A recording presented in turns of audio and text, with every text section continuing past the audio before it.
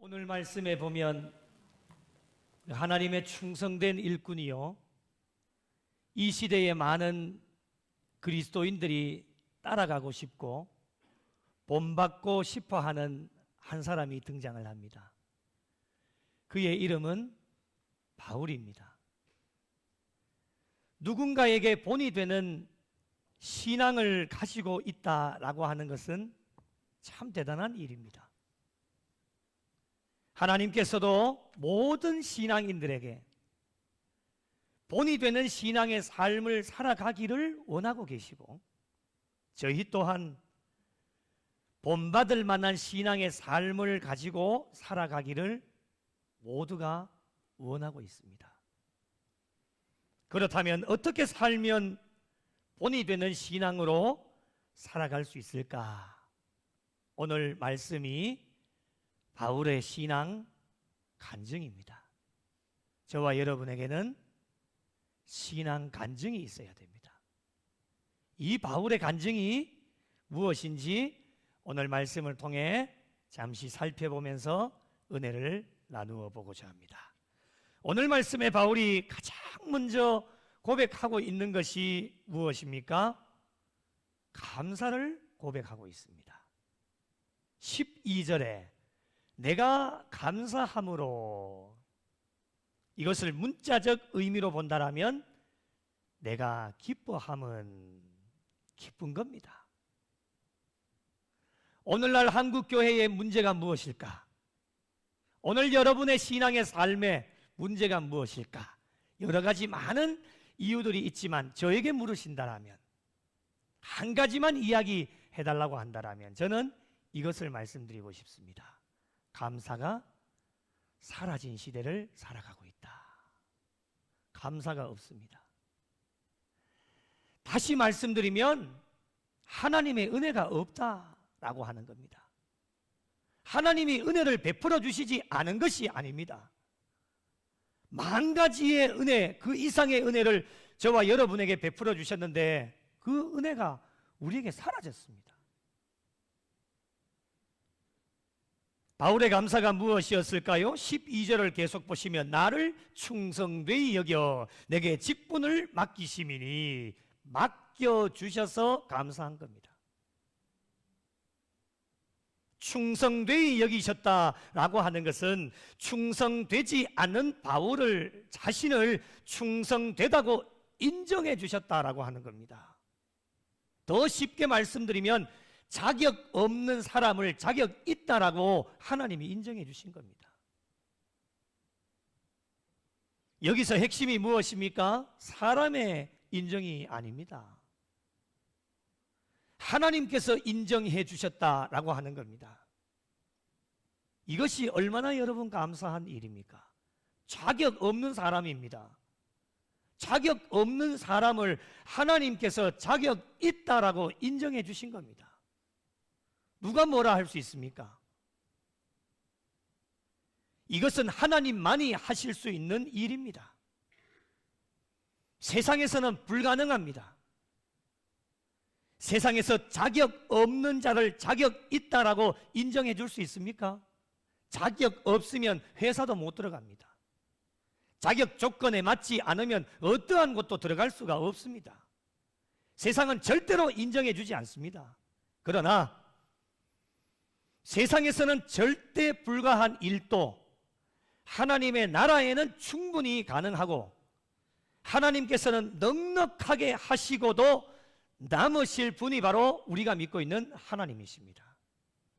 모든 주권이 하나님께 달려 있기 때문에 그렇습니다. 그러므로 모든 만물을 주관하시고 다스리시는 하나님께서 나를 충성되이 여기셔서 인정해 주시니까 얼마나 기쁘고 감사합니까? 세상 사람들에게도 인정받는 것 다 기쁘고 좋은 일 아니겠습니까? 그런데 세상 사람들에게 인정을 받고 칭찬받는 것보다는 그 기쁨과는 비교가 되지 않는 것이 하나님께 인정받는 기쁨입니다. 이뿐만이 아닙니다. 충성되이 여기셔서 내게 직분을 맡겨주셨다라고 하는 겁니다. 여러분, 바울 자신을 생각해 보면 직분을 수행할 수 있는 아무런 자격도 없고 능력도 갖춘 것이 없습니다. 그런데 하나님의 강권적인 은혜로 세상 사람들 다 뭐래도 저런 사람이 직분을 맡는다고? 많은 사람들이 떠들어대도 하나님의 강권적인 은혜로 내게 직분을 맡겨주심에 바울이 할 수 있는 일은 무엇일까요? 감사밖에는 없습니다. 여러분, 다시 한번 기억하시면 좋겠습니다. 누가 맡기셨습니까? 대답 좀 해보이소. 누가 맡기셨습니까? 한 번만 더 묻겠습니다. 묻는 이유가 있습니다. 누가 맡기셨습니까? 하나님께서 맡겨주셨습니다. 그런데 가끔씩 사람들이 잘못 생각하는 경우를 다른 교회에서 보면 종종 보게 되어집니다. 하나님께서 맡겨주셨는데 사람이 맡겨준 것으로 착각하면서 살아가는 사람들이 많습니다. 네 뽑아줬잖아. 이게 무슨 세상의 선거판도 아니고 내가 너 뽑아줬잖아. 그러니 너 내 말 잘 들어. 내가 너 당선되게 하기 위해서 얼마나 많은 사람들 모시고 왔는지 알아? 교회 안에서 지금 그런 일이 벌어지고 있단 말입니다. 분명히 여러분의 입술로 고백했지 않습니까? 하나님이 맡겨주신 겁니다. 물론 사람의 손을 통해서 오늘 또 저희들이 투표를 하게 되어지지만 저와 여러분은 도구만 되어질 뿐 하나님께서 저희들을 통해서 맡겨주시는 겁니다. 인정하십니까? 하나님이 맡겨주신 겁니다. 이것이 본질인데 본질이 사라지게 되어지니까 서로 간의 정체성을 잃어버리게 되어지고 사람의 말 따라가고 사람의 뜻을 따라가고 내가 너 뽑히기 위해서 얼마나 내가 노력했는데 너 내 말 잘 들어? 내가 시키는 대로 해? 온전한 신앙의 삶을 살아갈 수가 없습니다. 그러므로 하나님께서 나에게 맡기셨다라고 하는 것은 이것이 본질이기 때문에 본질은 무슨 일이 있어도 절대로 잃어버려서는 안 됩니다. 그렇다면 무엇을 맡기셨습니까? 12절 말씀을 계속 보시면 내게 직분을 맡기심이니, 직분을 맡겨주셨는데 직분이라고 하는 것은 디아코노스, 봉사입니다. 봉사하라고 직분을 맡겨주셨습니다. 누가요? 하나님께서 맡겨주셨습니다.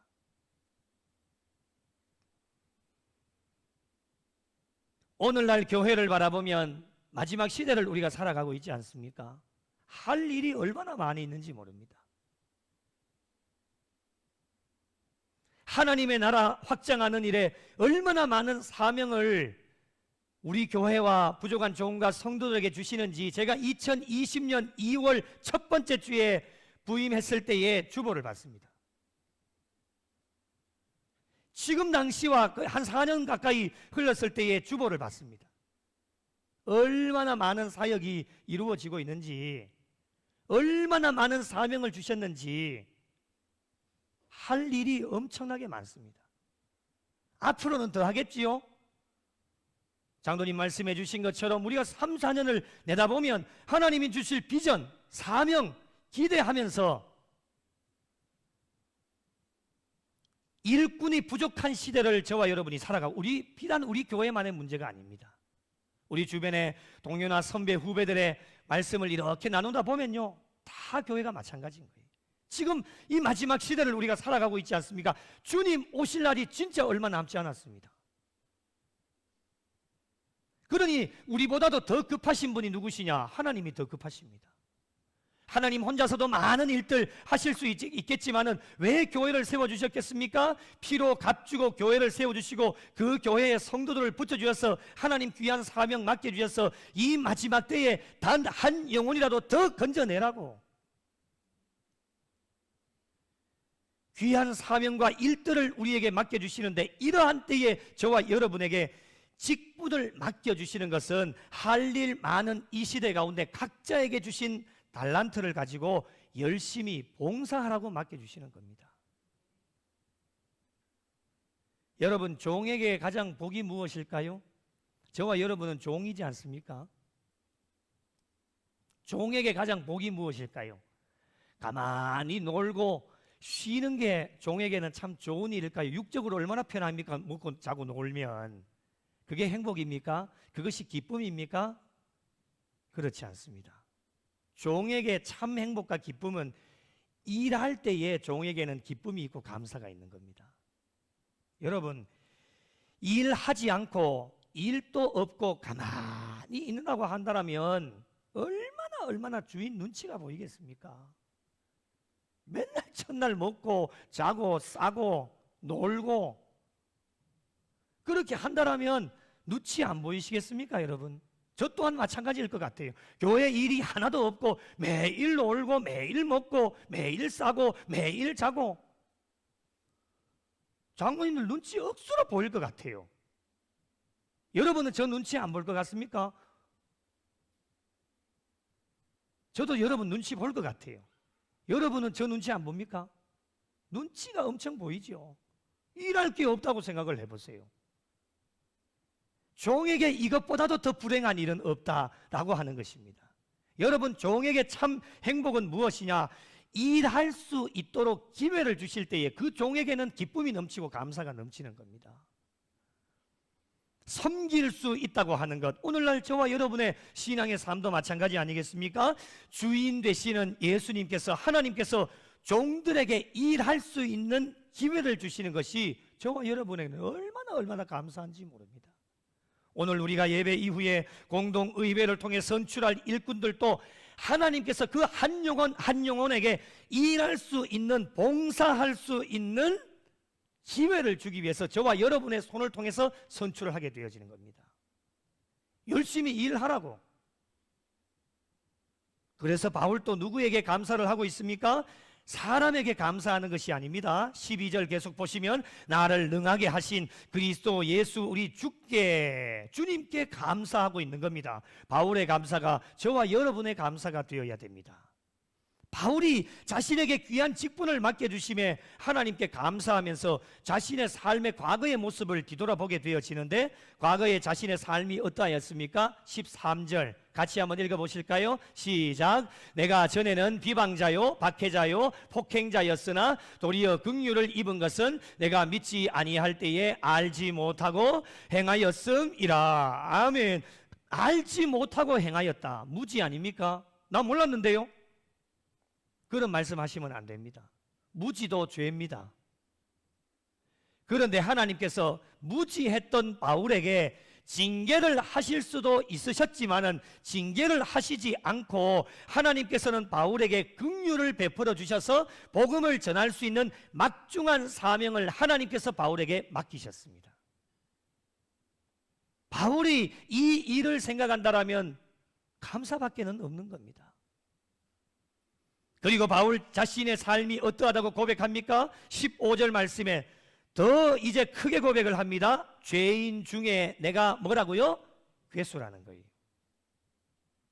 이런 자에게 징계를 내리지 아니하시고 긍휼의 은혜를 베풀어 주셔서 16절 어떤 긍휼을 베풀어 주시느냐? 16절 보시면 일체 오래 참으심을 보이사 끝까지 참아주신 겁니다. 그런 이유가 무엇입니까? 16절 계속 보시면 후에 주를 믿어 영생을 얻는 자들에게 본이 되게 하려 하심이라. 그래서 제가 서두에도 말씀드린 것처럼 누군가에게 본받을 만한 신앙의 삶을 가지고 있다는 것이 얼마나 중요한 것인지, 여러분, 바울을 향한 하나님의 놀라운 계획하심이었습니다. 사람은 사람을 절대로 고쳐서 쓸 수가 없습니다. 사람은 사람을 절대로 바꿀 수가 없습니다. 그런데 하나님께는 가능합니다. 하나님은 어떠한 방법을 동원하시더라도 바꾸셔서 고치셔서 귀한 사명 맡겨주셔서 하나님의 복음 전파 사역을 감당할 수 있도록 만들어주신 것이 하나님의 은혜입니다. 멀리 볼 것 있겠습니까? 저를 보십시오. 저를 보라니까요. 하나님이 고치지 않으셨으면 누가 고치겠습니까? 저 대단한 사람이었습니다. 돈이 많아가 대단한 게 아니고 성깔이 대단했다고요. 얼굴이 그래 안 생겼습니까, 여러분? 예? 제가 웃지 않으면 어디 나가면 저를 목사라고 하는 사람이 아무도 없습니다. 목사라고 해도 깜짝 놀랍니다. 예? 목사라고요? 이렇게 표현을 합니다. 얼마나 날카롭게 생겼는지. 이런 저를 하나님이 바꾸시지 않으면 누가 바꿀 수 있겠습니까? 일체 오래 참으시사 끝까지 참고 참으셔서 징계를 내리셔도 100번 내리실 수 있겠지만 징계 내리지 아니하시고 긍휼을 베풀어 주셔서 부족하고 연약하지만 복음 전파의 사역을 감당할 수 있도록 일거리를 저에게 맡겨주셨다고 하는 것. 그러니 여러분, 우리가 할 수 있는 일 무엇이겠습니까? 맡은 자들에게 구할 것은 충성밖에는 없습니다. 내게 주신 그 모든 은혜를 내가 무엇으로 보답할까? 혼자 독백하면서 하나님 앞에 기도하면서 왜 나 같은 사람에게 이러한 사랑을 베풀어 주셔서 이런 막중한 사명을 맡기셨는지 하나님 앞에 여쭈어 보면 답도 없고, 내가 잘못해서 하나님 나라에 마이너스가 되어지면 어떻게 하시려고, 왜 나 같은 사람을 세우셔서, 나보다도 더 훌륭한 사람 많을 텐데 왜 나 같은 사람 세우셔서, 이렇게 하나님 앞에 질문을 던져보지만 하나님의 뜻을 잘 알지 못하고 늘 들려주시는 말씀은, 얘야 너에게 맡겨주었으니 충성을 다해라, 열심히 다해라. 결과와 판단은 사람에게 있는 것이 아니라 하나님께 있다 라고 하는 것을 늘 말씀해 주시면서, 하나님의 계획하심과 섭리하심을 바꿀 수 있는 사람이 아무도 없습니다. 하나님께서 한번 정하신 것은 절대로 바꾸시지 않기 때문에 어떤 방법을 동원하시더라도 반드시 이루어내시는 분이 하나님이시기 때문에, 박해자요 비방자요 폭행자였지만은, 교회를 핍박하고 예수 믿는 사람 잡아서 죽이는 사람이었지만은 하나님이 바꾸셔서 다메섹 도상에서 예수 그리스도를 만나게 하시고 막중한 사명을 맡기셔서 오늘날 이 시대에 사도 바울 하면 모든 사람들이 본받고 싶어하고 따라가고 싶어하는 사람들을 하나님이 만들어 주셨습니다. 여러분, 바울의 입장에서 생각해 보면 얼마나 감사한 일입니까? 비방자요 박해자요 폭행자였고 죄인 중에 괴수였던 모든 것을 하나님께서 주관하셔서 사람들 다 안 된다 해도 하나님께서는 이 바울을 충성되이 여기셔서 직분도 맡겨주시고 긍휼을 베푸셔서 끝까지 오래 참으심으로 말미암아 영생을 얻는 모든 자들에게 본이 되게 하셨다라고 하는 것. 그래서 바울은 날마다 하나님 앞에 하나님의 은혜를 고백하고 있습니다. 이 고백이 저와 여러분의 고백이 되시기를 예수님의 이름으로 축복합니다. 고린도전서 15장 10절 같이 한번 읽겠습니다. 시작. 그러나 내가 나 된 것은 하나님의 은혜로 된 것이니 내게 주신 그의 은혜가 헛되지 아니하여 내가 모든 사도보다 더 많이 수고하였으나 내가 한 것이 아니요 오직 나와 함께 하신 하나님의 은혜로라. 아멘. 할렐루야. 하나님의 은혜로라. 사랑하는 성도 여러분, 오늘도 저희 모두를 은혜로 불러주셨습니다.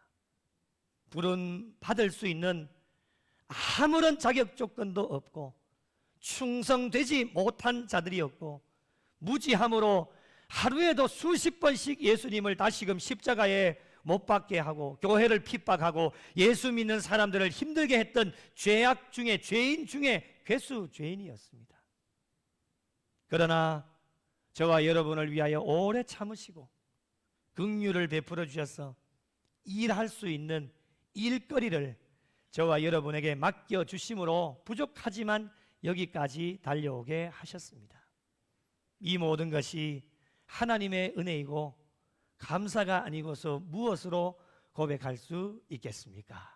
이제 남은 여생 불러주신 하나님께 늘 기쁨과 감사함으로 하나님께 영광 돌리시고 영생을 얻는 모든 자들에게 모델이 되어질 수 있는 신앙의 삶을 잘 소유하실 수 있도록 끝까지 신실한 일꾼들이 되셔서 하나님 나라 확장하는 일에 귀한 도구로 하나님께서 내게 직분을 맡겨주셨기에 맡은 자들에게 구할 것은 충성이니라 말씀을 가슴 깊이 새기셔서 이 마지막 시대에 하나님께 꼭 필요한 일꾼들이 되시고 하나님의 교회가 흥왕하고 부흥하는 일에 필요한 일꾼들로 하나님을 춤추시게 만드시고 하나님의 마음을 얼음 냉수와 같이 시원하게 해드리실 수 있는 우리 구미영락교회와 속하여진 모든 성도들이 되시기를 예수님의 이름으로 간절히 축원합니다.